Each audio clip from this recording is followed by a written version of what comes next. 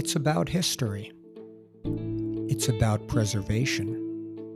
It's about sense of place here on Eastern Long Island. With Esperanza Leon, I'm Irwin Levy, and this is Our Hamptons.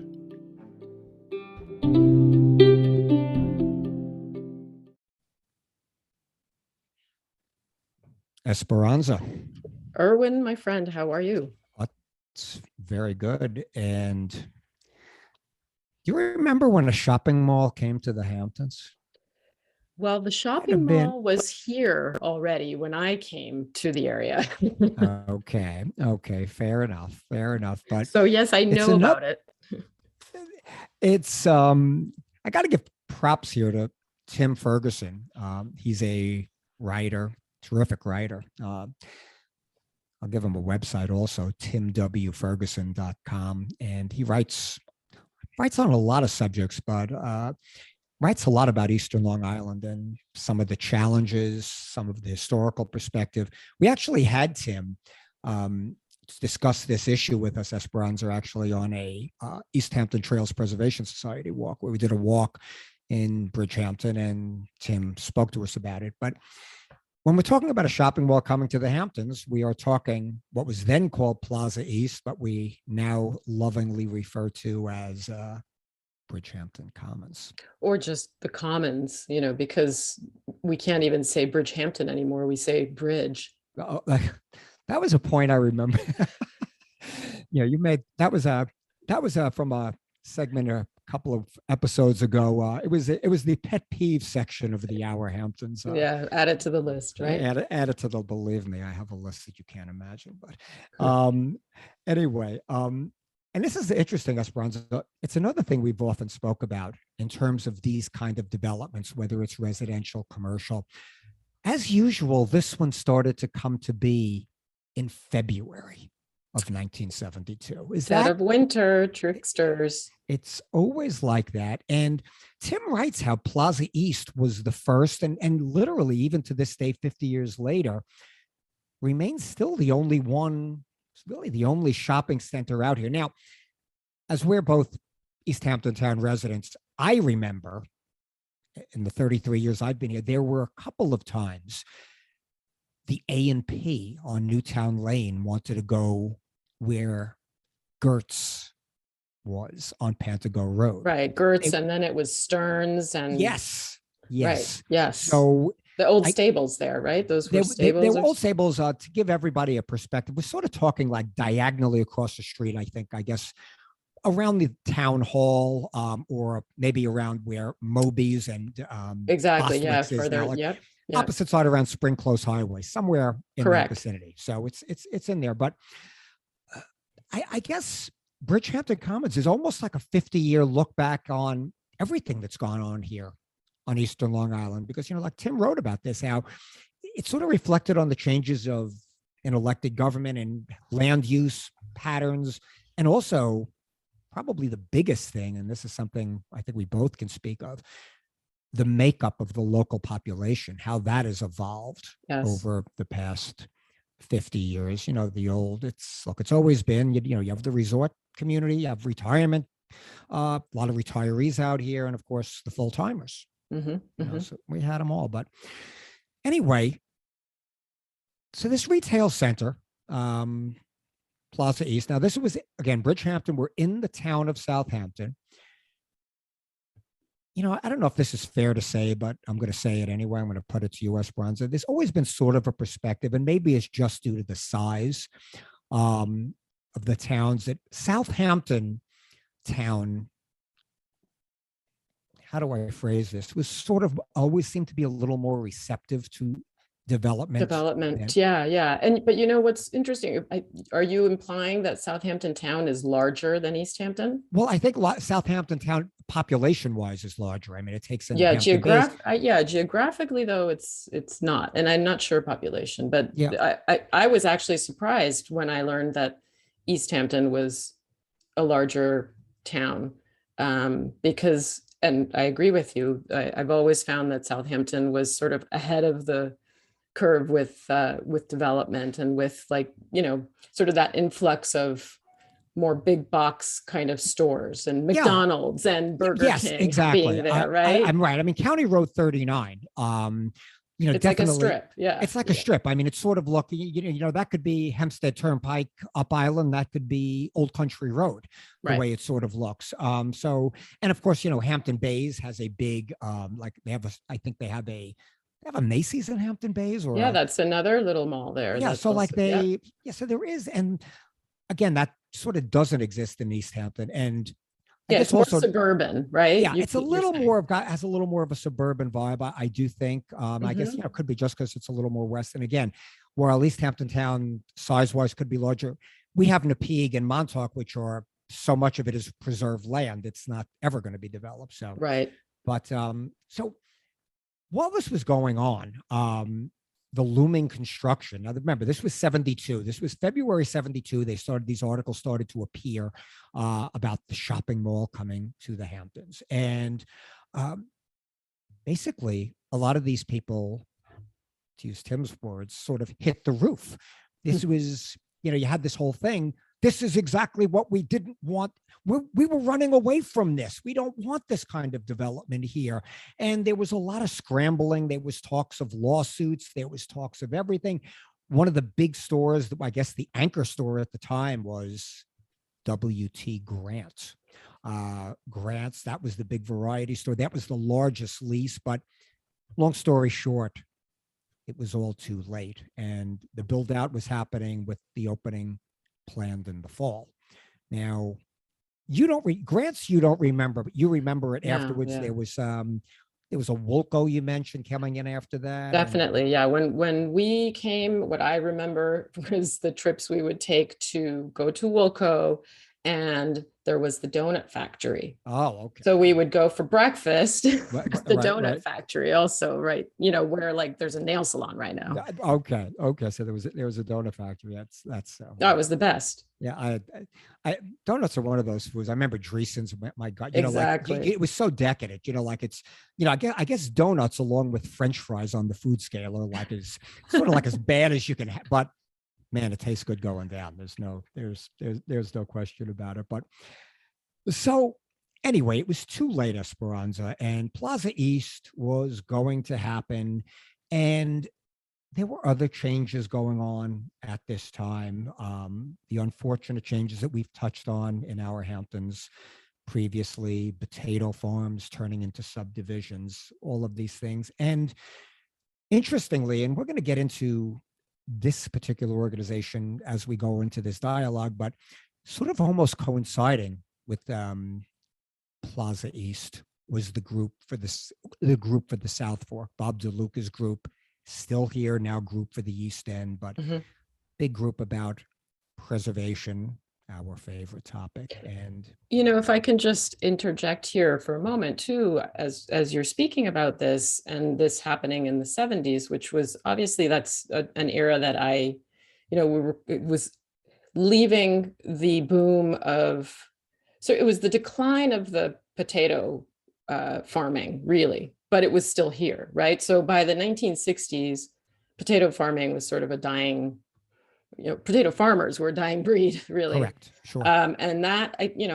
as we're talking about this, I'm seeing how it all, chronologically makes sense. With that decline came, well, for farmers, it was, more profitable to sell their land and have it subdivided than it was to grow potatoes, right? I mean, that's basically what we're talking about here. Exactly right. Yeah, exactly right. And again, something that's not exclusive to Eastern Long Island. We've seen farmland diminish in a lot of parts of the country. And again, we're not a farming podcast, but big agriculture, big ag as they call it, has taken over a lot of farms. It's become more of an industry. The family farm, if you will, is sort of shrinking all over the country. But again, that's a conversation for another podcast. But to bring it back home to Bridgehampton, we're going along here now. Grants, by the way, and where I grew up in Queens, we had a Grants right on the city line in New Hyde Park. I used to go there all the time. I remember it. It was sort of in trouble to begin with, and it was going to go into bankruptcy. Caldor ultimately took that place. present day it became a Kmart. But the bottom line here was, Esperanza, things were changing. Long Island employment was changing. Aerospace, we touched on Grumman, that whole industry was sort of changing. And all of a sudden, the wealthier crowd was starting to say, the second homeowners, hey, maybe this place isn't so bad after all. And this was almost an argument that the group for the East End and the group for the South Fork, or group for the East End as they were known, it was sort of like a conundrum. On one hand, people wanted the convenience. On the other hand, they didn't want a shopping mall. So right, it was right. Yeah. I mean, you came out here not to encounter more suburbia or more sort of urban living. Exactly. But there wasn't exactly a boycott either, so. No, because we want amenities. I knew you would like that. It's really not an Our Hamptons podcast if we don't touch on amenities. I have an ear-to-ear grin on my face. Right? Esperanza's looking at it, but it's God, we do love that term. It's about convenience. It's convenience, and here we're going to talk, and we're going to consistently talk about convenience overcoming character. Correct.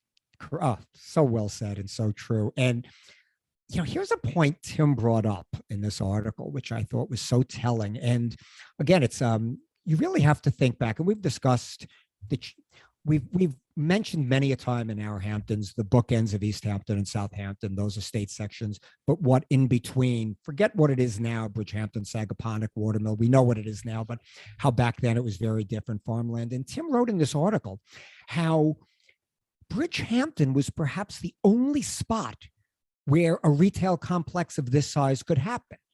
And I love the way Tim phrased this in this article.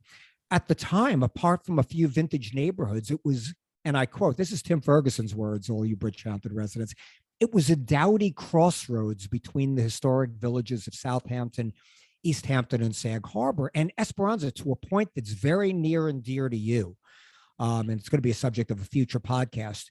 In years past, Bridgehampton was a place that really housed a lot of the farm workers, the domestic workers. And that's touched on your work with Wayne Scott Heritage Project, even with the Little House. I mean, that was who was in these communities. No, exactly. I mean, it's you and I have talked about the White Farm and the Bridgehampton, the famous Bridgehampton loam. I mean, it's called that for a reason, right? Exactly. This was probably the whole East End is prime agricultural soil, but this in particular was just a swath, right? Completely. And not only that, now we're going to fast forward it a little bit, very slightly, but the original Plaza East, and this is Esperanza. This is a place near and dear to Esperanza's heart. This is nostalgia city for any of us. I mean, I remember being not out here, but as a teenager, 20 something, going to drive-in movies. It was right next door to Hamptons Drive-In. Right. It was basically where today is the King Cullen, correct? That is correct. That's what I remember anyway. It was the Hamptons Drive-In. Yeah. It was the Hamptons Drive-In. Had an iconic sign. It had an unbelievable sign, and look, a drive-in theater, that is a piece of Americana. Look, those are disappearing everywhere. The real estate is too valuable to have a drive-in theater these days. But ultimately, during the expansion, when it sort of became Bridgehampton Commons, it pushed into the Hamptons Drive-In. And I always remember this painting. Esperanza and I were talking about it before we went on. I think it's the Parish Museum owns this. It's in their permanent collection, but you could see it online. It's a painting by Howard Kanovitz, who's a local artist out here, and it was aptly titled Hamptons Drive. And I'm not going to go into a big description, but I have to say it. It was basically, it was a very realist painting of the drive-in in operation. I think it was Liza Minnelli and Plaza Suite was on the marquee. It was on the marquee. But the most chilling thing, and I mean, it was really like a chilling thing. It showed the theater on at night with a tiny little sign in front of it, stores for rent, Kimco Realty. And it was always, that image always has haunted me. When we air this episode, if I could find a link to it, I will Yeah, post it. the end of an era, right? I mean, that's what he really captured there. He really did. And so anyway, so Kimco wanted to really double the footprint at this point, and he'd had something to offer, which is exactly, Esperanza, what you just mentioned. The Ace in the Hole was a bigger King Cullen, and that was a supermarket. It was, again, remember, now we're going back to when that King Cullen was built. They were really, up island, you had tons of these major supermarkets with huge square footage, but out here it was really small little markets. You had a little A&P on Newtown Lane in East Hampton.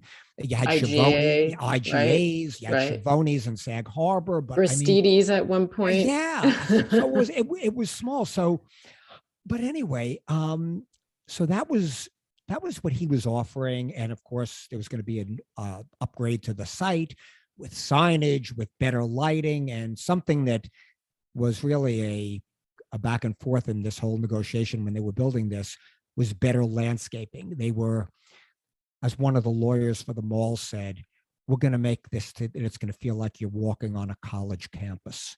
Yeah, well, I have to say that kind of is the case today. Back then, I would disagree, but nowadays, there's no argument. Something like this would never have the parking lot in the front, but that was the big discussion here, was that there was the fight to not have that parking lot in the front. There was a need to have like a buffer from the highway, so that wasn't what, you didn't just see a big parking lot. Exactly. Right. And it was it was an argument the town of Southampton lost. Because most of, I mean, yes, they've landscaped it, again, you ride by present day, there's a berm in front, and it's, they've done some good things with it. Beautiful. Yeah. I mean, they've done, but they wanted the parking in the back off the site. But yeah, again, which nowadays would be demanded no matter what, right? Like if you think of Home Goods in Wainscot. Exactly correct. I mean, that's ridiculously close to the road. Right. Yeah. So I guess put the parking in the back, but anyway. Exactly. So I guess it is sort of a double-edged sword, but there was, I guess, some give and take here, and probably more take than give. Probably more take, as it normally is. Again, we've talked about this kind of issue in the past. I mean, developers, they're well financed and they have the wherewithal, and they're fighting, they can lawyer up, and the towns are often overmatched. Yes, well, that continues to happen these days. Present day, it continues to happen. And to that point, I mean, Tim was even writing how Southampton's planning board and its chair, I remember this guy's name, Roy Wines Jr. Mm-hmm. They were very active in Southampton, and they pushed back. But it was like too little, too late. I mean, it's the floodgates were sort of opening, and it was a constant attack. They were attacked by preservationists for accommodating too much and everything else. But again, to our point that we just said, it's tough to take these people on. It's really not easy. And the developers were sensing, there was starting to be sympathy for property owners' rights, so to speak. And right. And the board basically, it was like they tried to compromise, and they went to court, but basically Kimco would get the enlargement it sought. March of '89, this was the settlement. They would get the enlargement, and Bridgehampton Commons would be born. The group for the South Fork was very angry, and there was, we need new blood on the planning board. The usual story. The usual story. Unfortunate, but true. It was the usual story. Now, Tim actually interviewed Bob DeLuca about this. Bob DeLuca is the president of the group for the South Fork. I think he's been with the group, Esperanza, from its inception, right? Yeah, I think he's been there literally from day one. And DeLuca, he sort of acknowledged, the cynical view was the town knew it had to go through the legal process to get to the foreseen end. But Bob DeLuca acknowledged, and this is something we touched on, Hamptonites are of two minds. They want a rural atmosphere and they want convenient amenities. There's your Oh, word he again. said it. There you go. That's Bob DeLuca quoting Esperanza Leon, ladies and gentlemen. Okay. He want the convenient amenities. And again, this is stuff we've talked about when we did the episode with Paul Goldberger. I mean, remember when Paul Goldberger was saying about how farms are not, how did he phrase it, Esperanza? Farms I mean, I've been sort of paraphrasing him, but when you come out here for the vistas and the views and the farmland, and then the farmland just becomes decoration for the wealthy people. That's exactly right. But I think here was a great remark. Now, I sort of recognize this name, but I can't put my hand on a Bible and swear to it. Maybe you recognize the name Esperanza. Eric Schultz, he's a guy that's been active in Southampton affairs. But he was on the planning board with Roy Wines when this was all going down. But apparently Tim Ferguson interviewed him in 2020. And this is a really, I mean, I can't argue with what he's saying here. Now, this is a guy coming from a point of being active in Southampton, actually on the planning board. And he says, your job is not to stop development. That's going to happen. Yeah. But you have to see that it's orderly and ecologically sensitive. Right. And that's totally right. That is, is he a planner? Because that's exactly what is required. I mean, you can't stop this kind of evolution completely. People are going, tastes change, needs evolve, modernization occurs, but there is a way to balance preservation and development. Correct. I couldn't agree more. And I can't believe you just did it. Yet another segue. She doesn't plan the segues. Yes, we have an outline at our Hamptons. She doesn't plan the segues. It just comes naturally. But Tim wrote in this article that by 1993, they actually sought an allowance, Esperanza, in 93 for more retail space. And there was hardly a peep of opposition despite the area's politics being tilted towards the preservation side. And it was tilted towards this and the influx of additional wealth. And this was I think this was a great thing Tim, put in here. So it's really fitting, symbolic how Milton Cooper, who was the co-founder and the executive chair of Kimco Realty, for years had a grand home on a bucolic rise in Bridgehampton, a mile from the shopping complex. So, but he couldn't see it, right? We can't be sure. Admire his domain. We can't be sure of that. But now this is the point of the story that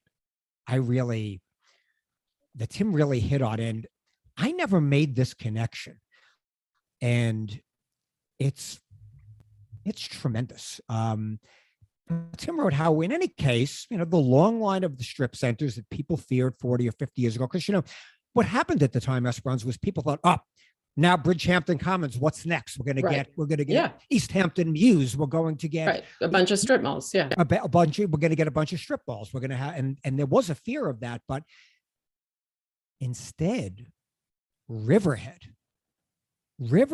actually sought out. Right. They embraced it. Yeah. They embraced it.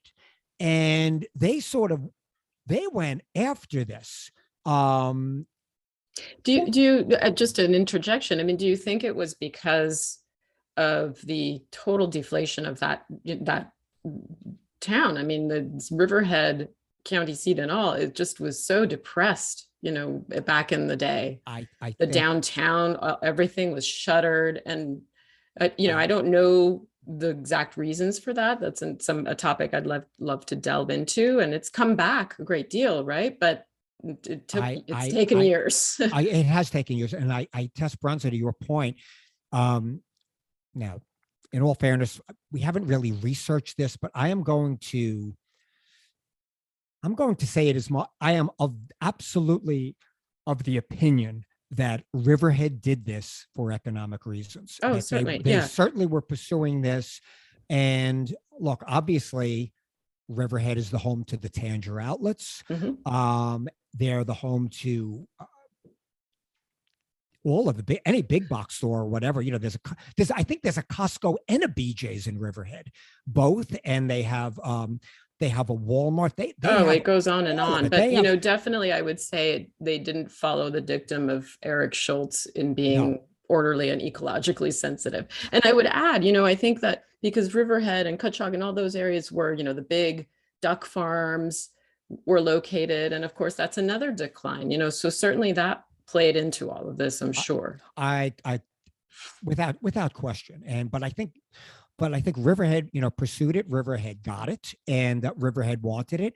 Remember, you know, you made a point. Riverhead was the county seat, and before the county offices moved to Hauppauge and more in Mid Island. So, you know, that was a loss of revenue for them. Now, of course, things courthouses were built in Riverhead, so things did turn around, and Riverhead is still trying to, you know, develop somewhat of an art scene. There's an aquarium there. So, but the point of the story is, Riverhead did pursue all of this, and Riverhead has attained a lot of this. So, but to bring it to present day, Bridgehampton Commons of today, the Bridgehampton Commons of 2022. I mean, you live in Wainscott, so this is really, you know, it's my neighborhood in a way. Yeah, exactly. So I mean, do you frequent, as a consumer, do you and your family frequent the Bridgehampton? You go to the Commons a lot? No, I can't say we do. No, okay. I'm not a big box store shopper. Okay. Not to say I don't, but right, of course. Okay. I'd rather go to a small grocer than I would to King Cullen. Okay. And pay more even. fair enough. But so it's become a busy sort of look, there's a lot of there's a Staples there. There's a Petco, a Williams Sonoma, Panera Bread, and of course the King Cullen and Kmart. I think disclaimer. I do go to the Petco. Yes. Okay, she does go to the Petco. She's there. Esperanza has 2 dogs. We'll bring them on the show one day. I love that Coco, by the way. That guy kills me. But TJ, okay, and there's also a TJ Maxx and Marshall. So there is some things there. So now we're really going to go into the real present day, because let's start celebrate. Get a load of this term. Let's start celebrating the 50-year birthday. Okay, so this I found sort of funny, sort of witty. So the regional president of Kimco today was, you know, quoted in this saying how the center is a vital everyday shopping destination for many. You know, Tim Ferguson interviewed him, and that was his quote. And Tim also asked the question, how is your relationship with Southampton officials? Good question. Like, you know, we're 50 years in now, Mr. Kimco, regional president. What's the relationship like? And he said, we believe Kimco has built an increasingly supportive, productive, this is some spin here. We believe Kimco has built an increasingly supportive, productive, and mutually beneficial relationship with the town government over our years as the owner.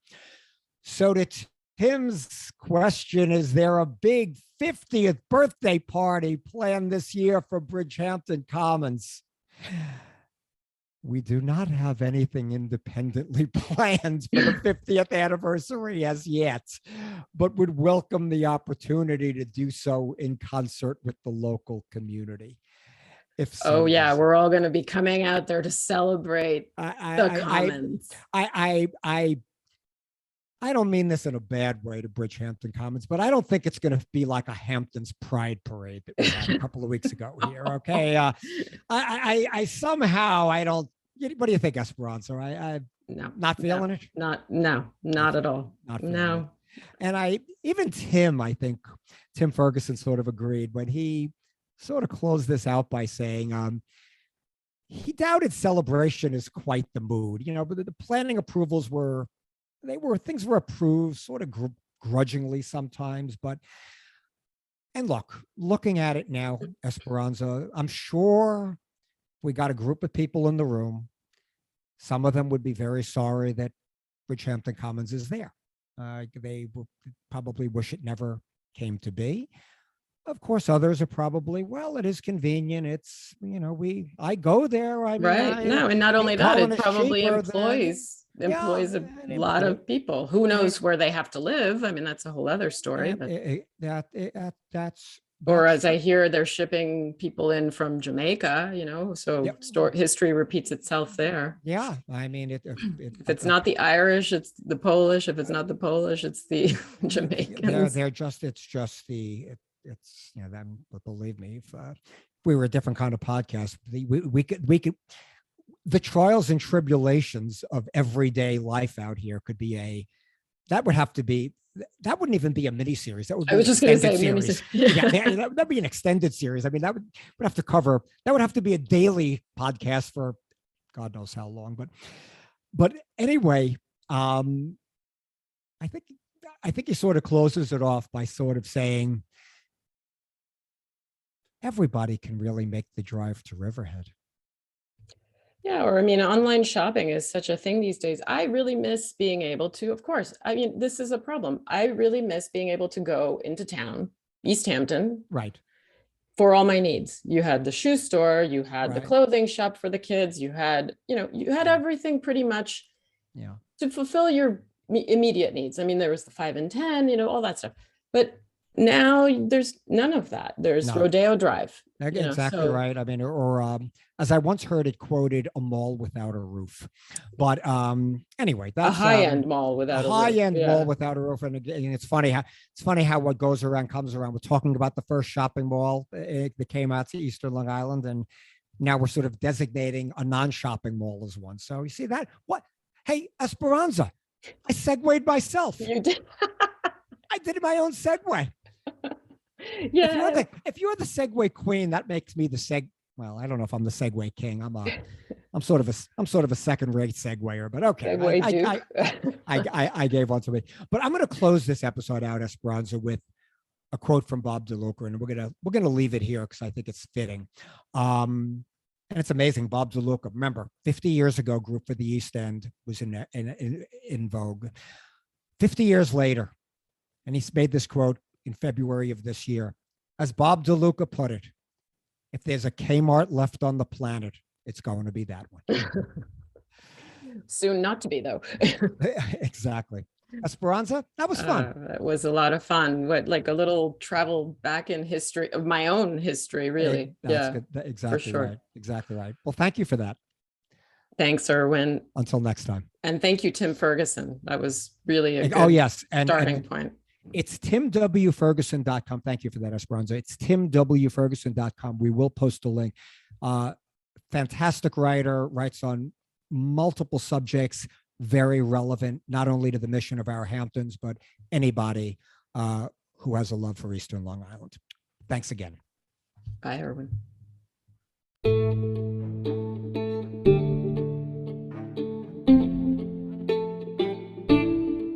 Thanks so much for joining us. New episodes of Our Hamptons are released every other Tuesday. Find them wherever you get your podcasts.